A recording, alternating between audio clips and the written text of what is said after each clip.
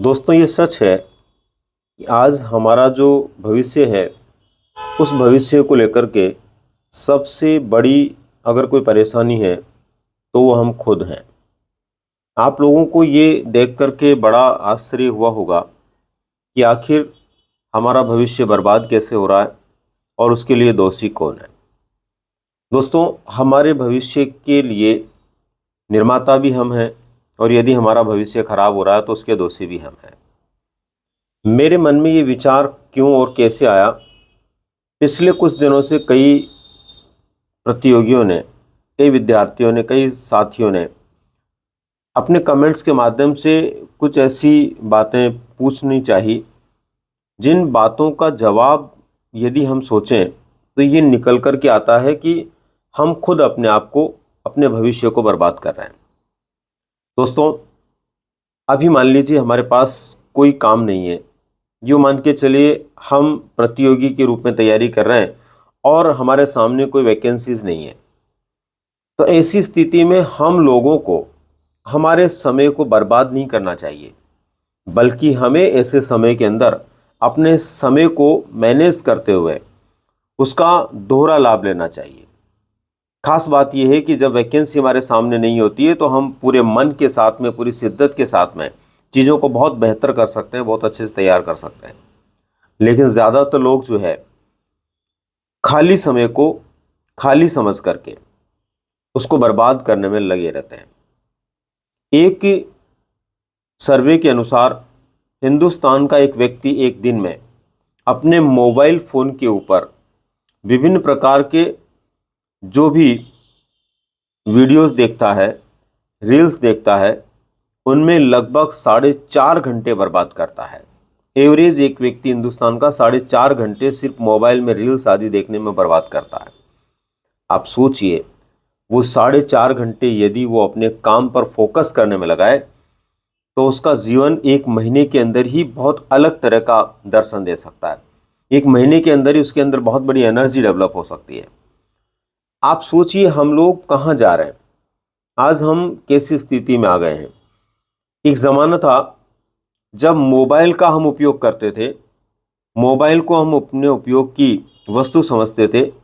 आज just opposite हो गया है, मोबाइल हमारा उपयोग कर रहा है। आज मोबाइल से हम या हमारे व्यवहार जो हैं वो इस तरह से बन चुके हैं कि पूछिए मत। वो ज़माना भी आपने देखा होगा जब टेलीफोन था और वो एक ऐसे तार से बंधा होता था कि उसको घर पर ही हमें रखना पड़ता था, अपने साथ में ले जा सकते थे।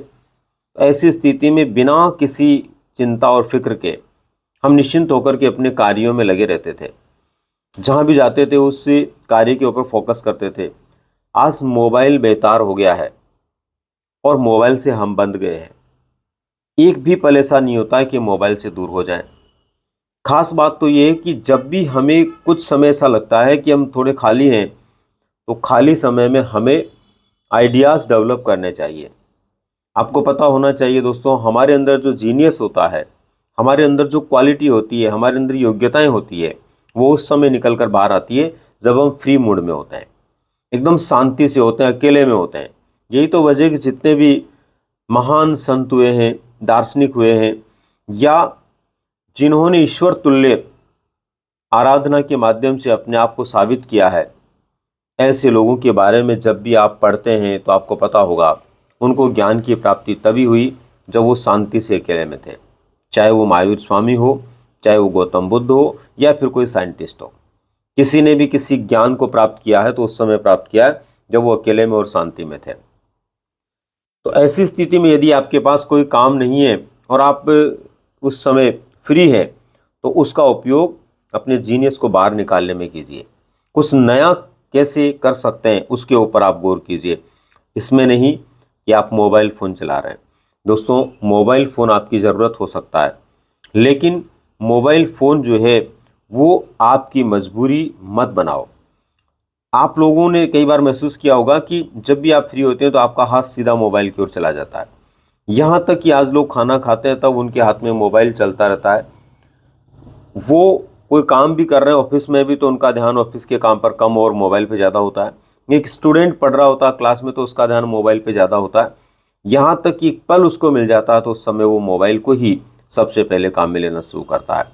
दोस्तों, मोबाइल अपने लिए सुविधा है, मोबाइल अपने लिए एक सामान्य ज़रूरत है। मोबाइल को मजबूरी मत बनाइए, मोबाइल के साथ अपनी ज़िंदगी को बर्बाद मत कीजिए। आज हम उस हालात से गुजर रहे हैं कि आपने देखा होगा विभिन्न प्रकार के कॉमेडियन जो होते हैं वो अपने रील्स डालते हैं या अपने वीडियोस डालते हैं।